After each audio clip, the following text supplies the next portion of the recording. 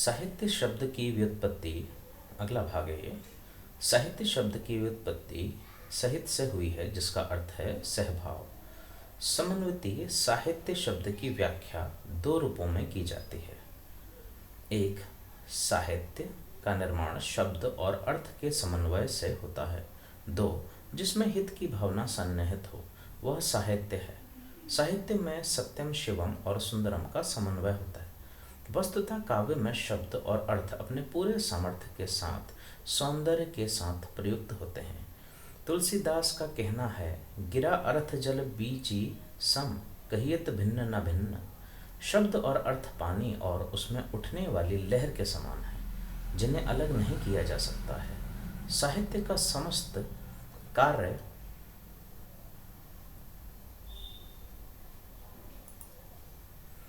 साहित्य का समस्त कार्य भाषिक अभिव्यंजना का ही व्यापार है। शब्द और अर्थ दोनों के योग से काव्य का स्वरूप संगठित होता है। यह बात तो निर्विवाद है ही।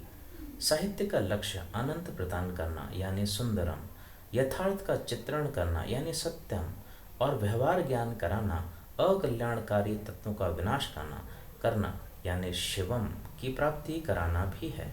हम यह कह सकते हैं कि सामान्य शब्दार्थ काव्य निर्माण के साधन हैं। कवि की लोकोक्ति, वर्णन, निपुणता इन्हीं सामान्य शब्दों और अर्थों को ऐसी शक्ति से संपन्न बना देती है, जिससे यह रस सृष्टि करने में सफल हो जाते हैं। मम्मट आदर्श काव्य ऐसे शब्दार्थ के साहित्य को मानते हैं जो रस निर्भर है, रस का अभिव्यंजक है। उनका कहना है, नीति कृति नियम रहिताम, आह्लादैक मयि मनन्य परतंत्राम, नव रस रुचिराम, निर्मित माद ददति भारती कवैर्जयति।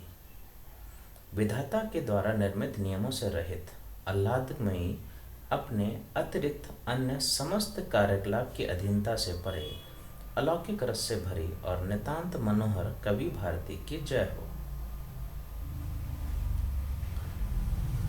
विधाता के द्वारा निर्मित नियमों से रहित, आह्लादमयी, अपने अतिरिक्त अन्य समस्त कार्यकलाप की अधीनता से परे, अलौकिक रस से भरी और नितांत मनोहर कवि भारती की जय हो। काव्य वाणी का सर्वोत्तम व्यापार है और कवि की सर्वोत्कृष्ट कृति है। व्यापक अर्थ में कवि शब्द का प्रयोग साहित्यकार के लिए और काव्य का प्रयोग साहित्य के लिए होता है।